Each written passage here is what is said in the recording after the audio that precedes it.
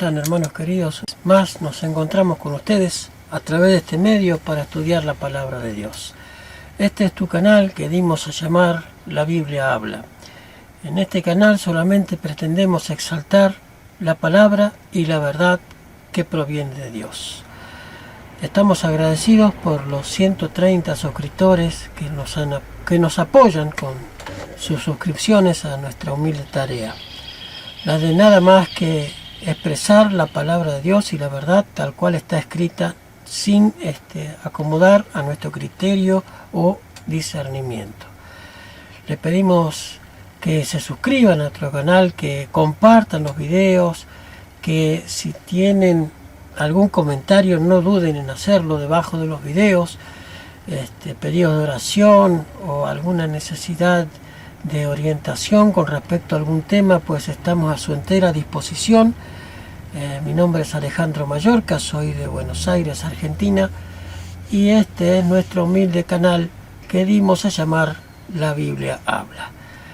Como hemos estado estudiando hasta aquí el mensaje de las 7 iglesias, estamos llegando prácticamente ya casi a la anteúltima iglesia que hoy veremos. Estudiaremos el mensaje a la iglesia de Filadelfia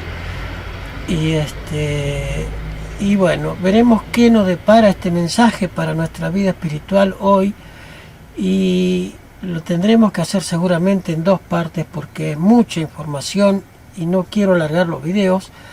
Entonces vamos a tratar de hacerlo en 2 partes con la mayor cantidad de información para ustedes, para que no quede ninguna duda de que el mensaje está bien interpretado de acuerdo con las Escrituras.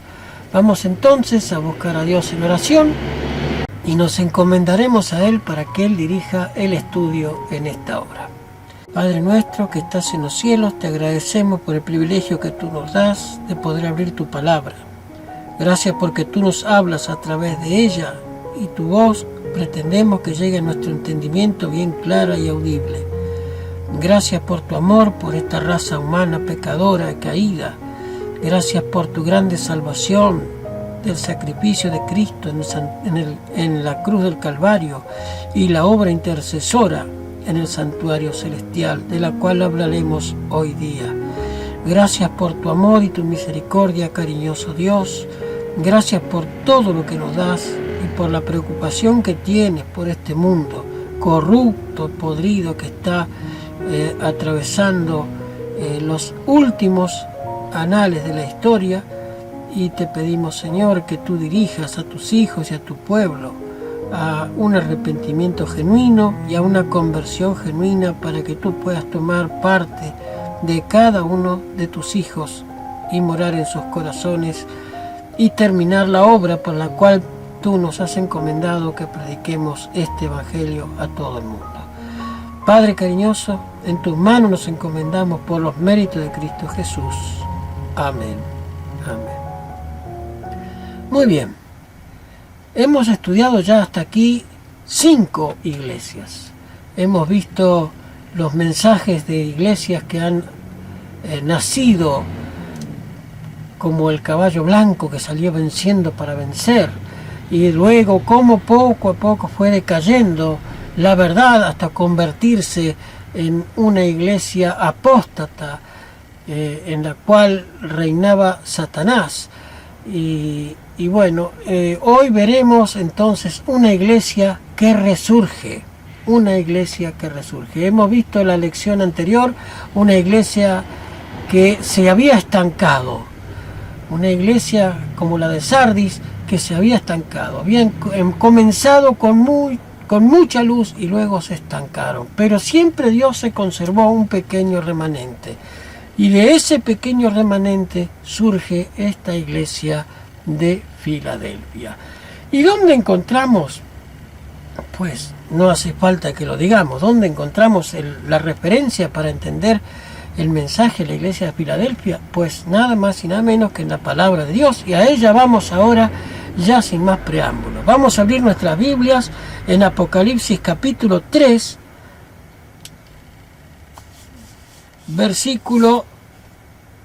Apocalipsis capítulo 3, versículo 6 en adelante, 7 en adelante.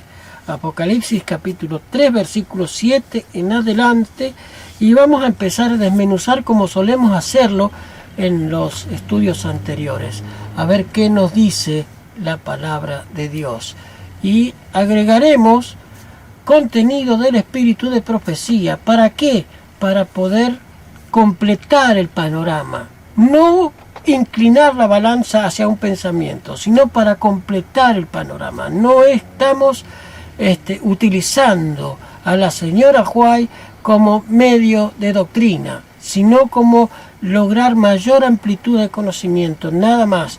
Nuestra base es la palabra de Dios, es la Biblia, pero el espíritu de profecía, como lo hemos visto ya en estudios anteriores, es también inspiración del Espíritu de Dios, por lo tanto lo tomamos como tal. Y todo aquel que es adventista cree en el espíritu de profecía como palabra inspirada por Dios. Muy bien, vamos entonces a abrir la Biblia en el Apocalipsis capítulo 3, versículo 7. Escribe al ángel de la iglesia de Filadelfia: el santo, el verdadero, el que tiene la llave de David, el que abre, nadie cierra, y el que cierra y nadie abre, dice estas cosas. Aquí ya encontramos una vislumbre de cosas que para muchos serán inexplicables. ¿Qué es eso de que tiene las llaves de David, el que cierra y nadie abre, y el que abre y nadie cierra? ¿Qué es eso? ¿Qué nos querrá decir el Señor Jesús a través de esto? Ya lo veremos, ya lo veremos. Vamos a continuar leyendo el versículo 8. Yo conozco tus obras, he aquí he puesto delante de ti una puerta abierta. Vuelve a repetir otra vez el tema de las puertas abiertas, la cual nadie puede cerrar porque tienes un poco de poder y has guardado mi palabra y no has negado mi nombre. Versículo 9, he aquí yo te daré algunos de la sinagoga de Satanás, de los cuales dicen ser judíos y no lo son, sino que mienten. He aquí yo haré que lleguen y se postren delante de tus pies y conocerán que yo te he amado. Porque guardaste las palabras de mi paciencia, yo también te guardaré en la hora de prueba que ha de venir sobre todo el mundo habitado para probar a los moradores de la tierra. Yo vengo pronto, retén lo que tienes para que nadie tome tu corona. Versículo 12. Al que venza yo le daré columna en el templo de mi Dios y nunca jamás saldrá fuera. Escribiré sobre él el nombre de mi Dios y el nombre de la ciudad de mi Dios, la nueva Jerusalén, que desciende del cielo enviada por mi Dios y mi nombre nuevo. El que tiene oído, oiga lo que el Espíritu dice a las iglesias. Este es el mensaje a la iglesia de Filadelfia. Ya en el encabezado empezamos a notar algunas cosas que el que no tiene conocimiento de la palabra de Dios, pues simplemente quedará totalmente desorbitado. ¿Qué quiere decir el que tiene las llaves de David?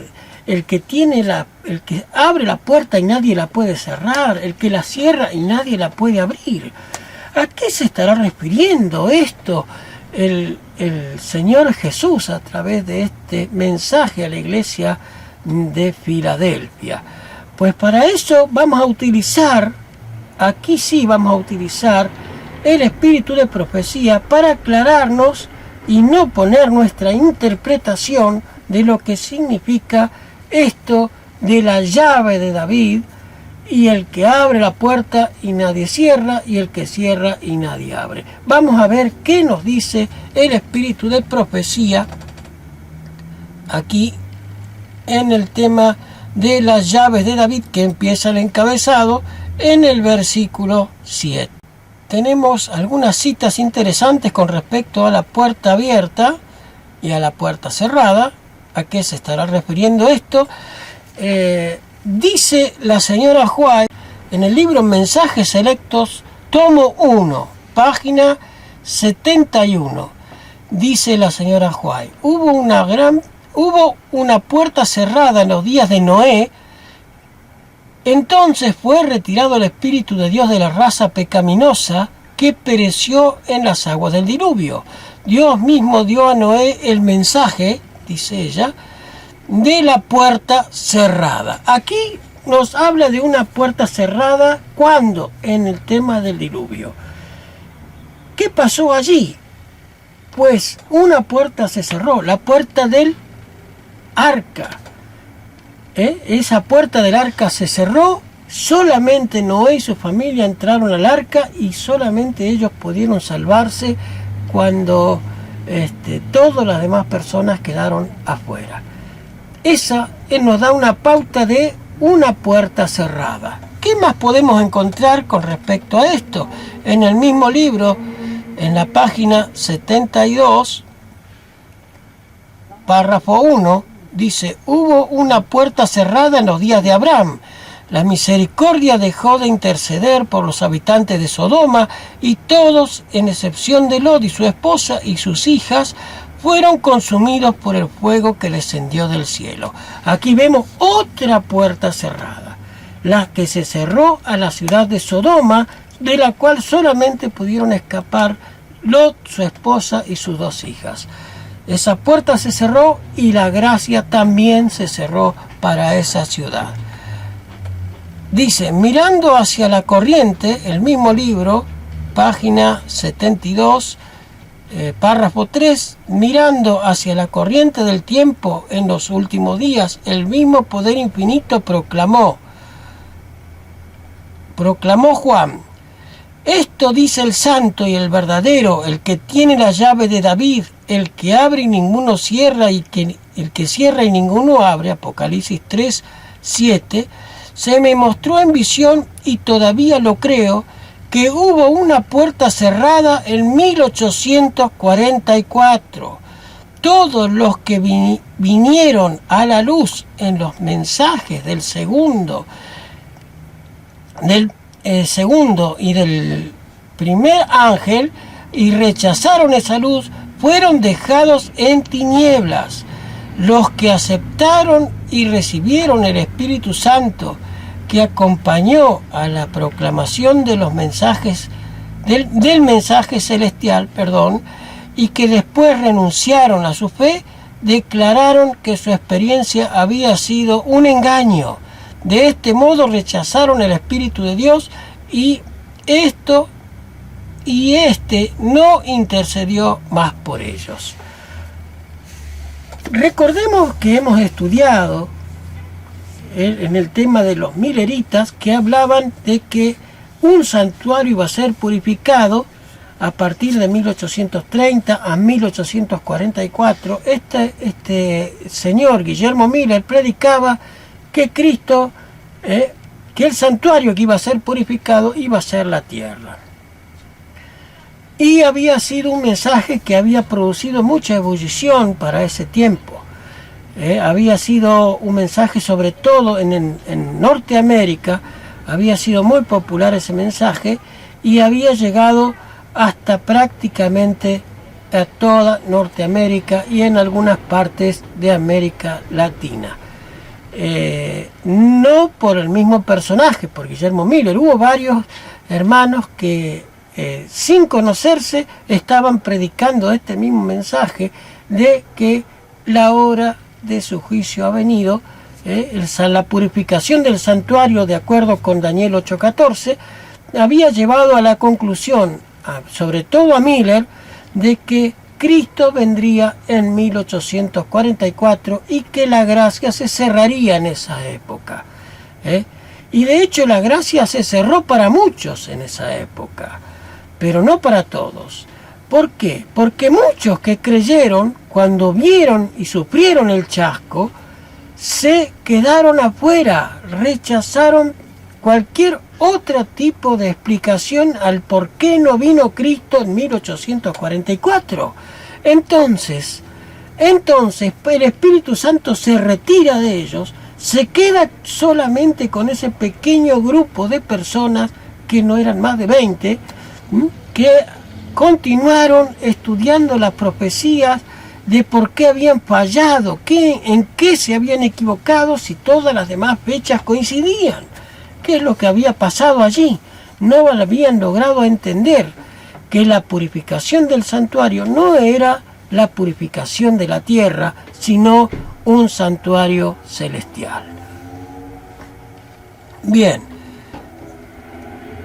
dice la sierva del Señor, continúa diciendo en mensajes selectos, los que no vieron luz no fueron culpables de rechazarla.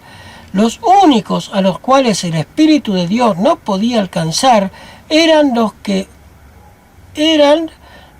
que despreciaron la luz celestial, y en esa clase estaban incluidos, como lo he dicho, tanto los que rehusaron aceptar el mensaje cuando les fue presentado, como los que, habiéndolo recibido, después renunciaron a su fe.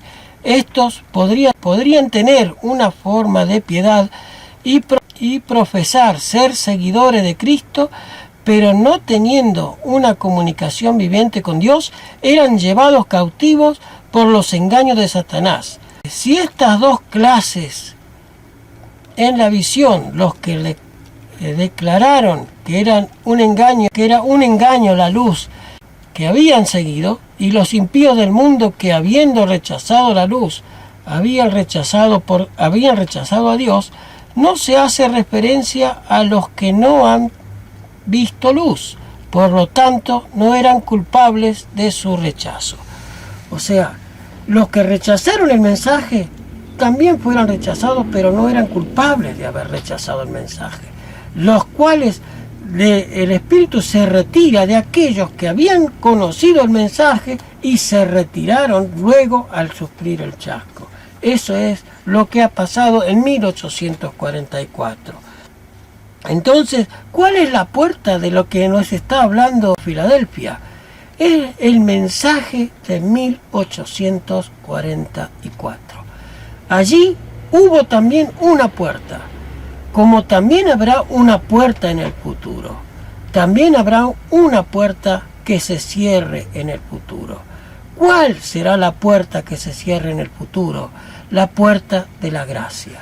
Así como se cerró la puerta del arca en los tiempos de Noé, y solamente 8 personas lograron entrar al arca, por sus propios medios, por sus propias convicciones, no obligados.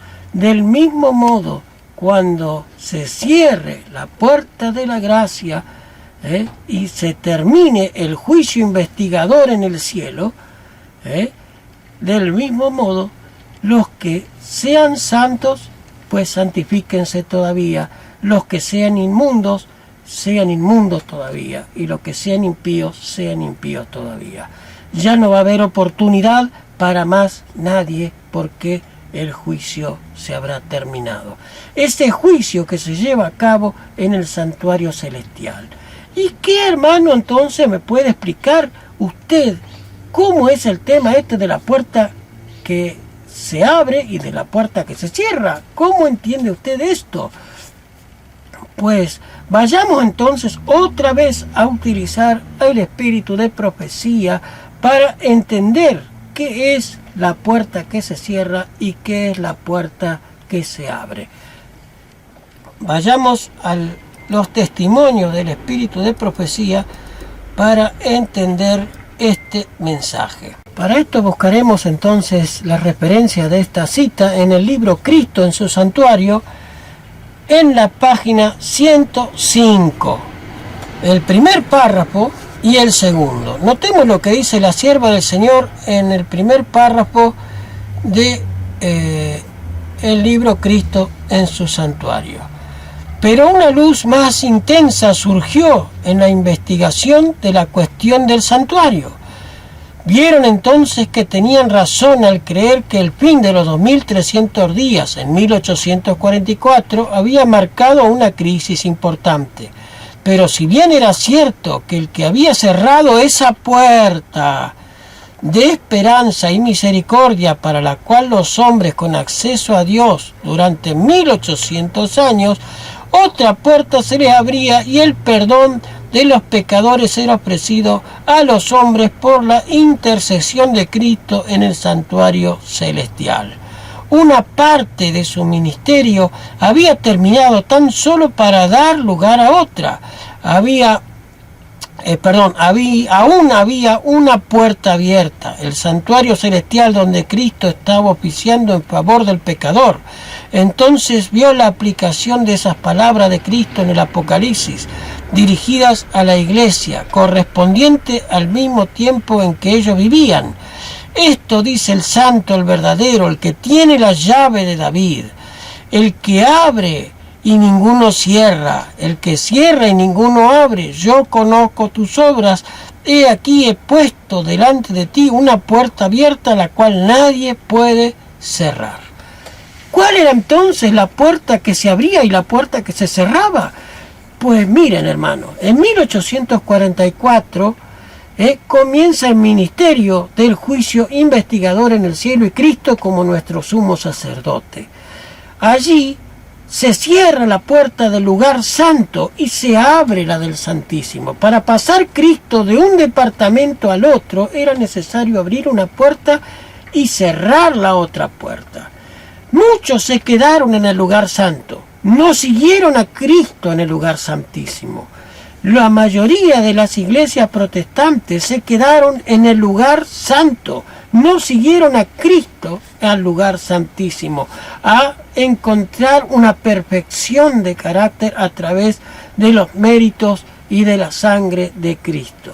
Se quedaron con la primera obra de solamente creer y no obedecer. Entonces se quedaron allí, en el lugar santo, en el lugar donde Cristo ofició al subir al cielo en el año 31. Cuando Cristo asciende al cielo, no asciende directamente al santuario, digamos, a la parte del lugar santísimo, asciende al lugar santo, oficia allí como sacerdote ante la presencia de Dios.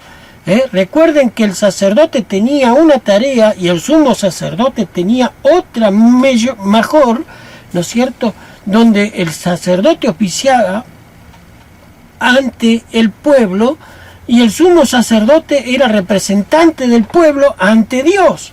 El único que podía entrar en el día del Yom Kippur ante la presencia de Dios, ante la Shekinah, ante el arca del pacto, era el sumo sacerdote. No podía entrar cualquiera porque moría irremisiblemente. Entonces, el sacerdote oficiaba en el lugar santo hasta que en el día del perdón el sumo sacerdote tenía la oportunidad de entrar al lugar santísimo y oficiar al representante del pueblo ante el Padre, ante Dios, ante la presencia de Dios que era la misma Shekinah. Entonces, entendemos este tema de la puerta que se abre y la puerta que se cierra. La puerta que se abrió fue sin lugar a dudas la puerta del lugar santísimo. Cuando Cristo pasa, primero cierra la puerta del lugar santo. Los que se quedaron allí, allí se quedaron. No salieron del santuario, se quedaron allí. Pero lamentablemente no siguieron a Cristo al traspasar la otra puerta que abrió, la del lugar santísimo. No siguieron a Cristo la mayoría de las iglesias protestantes. Ni siquiera los mileritas. ¿Por qué? Los mileritas, que eran los seguidores de Guillermo Miller, que eran los que habían predicado que Cristo venía en 1844, no entendieron toda la verdad todavía.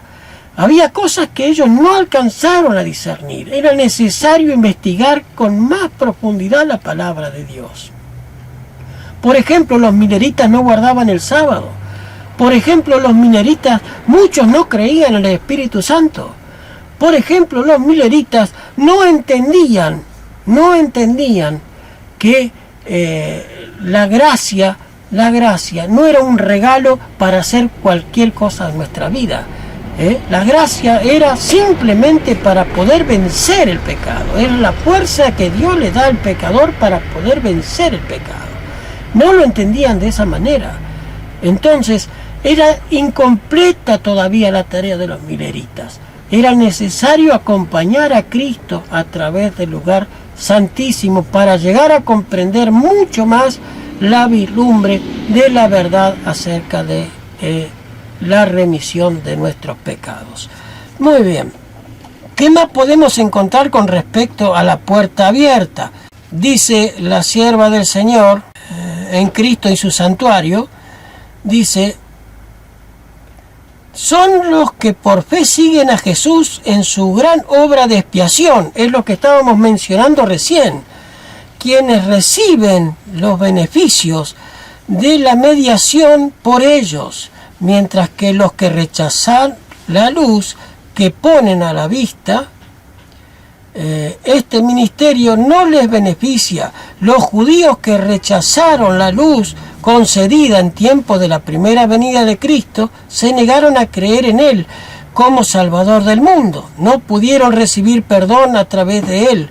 Cuando en la ascensión Jesús entró por su propia sangre en el santuario celestial para derramar sobre los discípulos las bendiciones de su mediación, los judíos fueron dejados en total oscuridad y siguieron en sus sacrificios y ofrendas inútiles. Había cesado el ministerio de los tipos y las sombras. La puerta por la cual anteriormente los hombres han encontrado acceso a Dios ya no estaba abierta. Los judíos se negaron a buscarlo de la única manera en que podía haberse encontrado. Entonces, a través del sacerdocio del santuario celestial. Por consiguiente, no se encontró comunión con Dios. La puerta estaba cerrada para ellos. No tuvieron conocimiento de Cristo como el verdadero sacrificio, el único mediador ante Dios y los hombres. De ahí que no pudiesen recibir los beneficios de su mediación. Cristo en su santuario, página 105, párrafo 3. Y sigue diciendo la sierva del Señor: la condición de los judíos incrédulos ilustra el estado de los descuidados e incrédulos entre los profesos cristianos, quienes desconocen voluntariamente la obra de nuestro misericordioso sumo sacerdote en el servicio típico. Cuando el sumo sacerdote entraba en el lugar santísimo, todo Israel debe reunirse alrededor del santuario y humillar sus almas a la manera más solemne ante Dios, con el fin de poder recibir el perdón de sus pecados y no ser separados de la congregación. Cuánto más esencial es que en nuestro antitípico día de la expiación entendamos la obra de nuestro sumo sacerdote y sepamos qué deberes se requiere de nosotros. Cristo en su santuario, página 106, párrafo 1. Es terrible, hermanos, no acompañar a Cristo, que el que no acompaña a Cristo al lugar santísimo se queda en el lugar santo y pierde de vista el mensaje el precioso mensaje que nos da el Cristo en el lugar santísimo como nuestro sumo sacerdote. No pueden entender, no pueden comprender. ¿Por qué? Porque no lo acompañan al Señor. Se quedan sin el Señor, pero en el lugar santo. Ya Cristo no estaba en el lugar santo. ¿Dónde estaba Cristo en 1844? Pues en el lugar santísimo. Esa es la puerta que se abre. De allí Él empieza a oficiar como nuestro abogado, nuestro sumo sacerdote, como el sumo sacerdote oficiaba en el día del Yom Kippur en el santuario terrenal. Muy bien, hermanos, es demasiado para hoy. Vamos a concluir el estudio aquí y vamos a dejar esto en manos de Dios para continuar en la próxima lección de este estudio acerca de la iglesia de Filadelfia.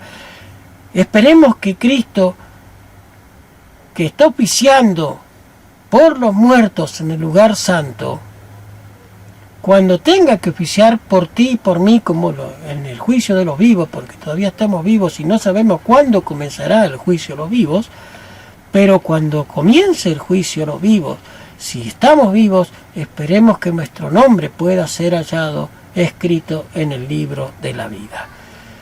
Mi hermano, es un tema complicado el de la iglesia de Filadelfia, pero la iglesia de Filadelfia termina aquí. No,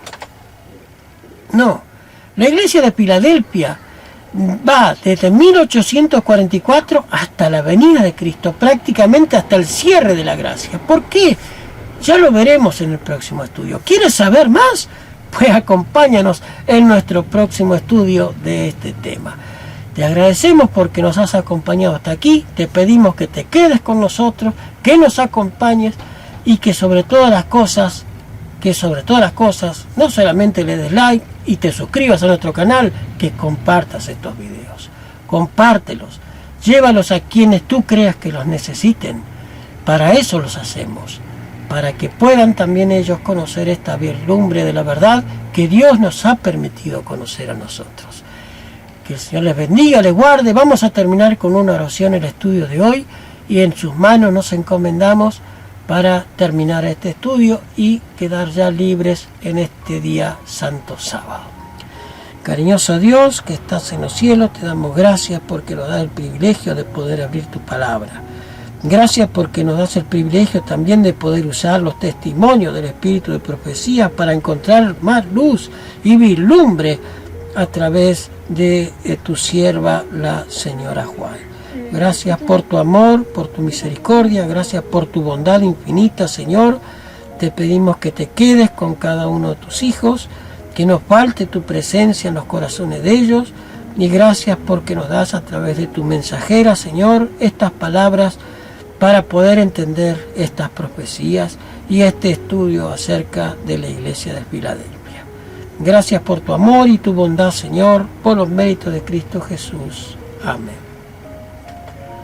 Muy bien, hermano, como decimos cada vez que terminamos un estudio, lámpara es a mis pies tu palabra y lumbrera a mi camino. Ojalá que esa luz ilumine tu camino y te lleve también al lugar santísimo, ante la presencia del Padre, acompañando a Cristo en el lugar santísimo. Que el Señor te bendiga y te guarde y hasta nuestro próximo encuentro. Muchas bendiciones para todos.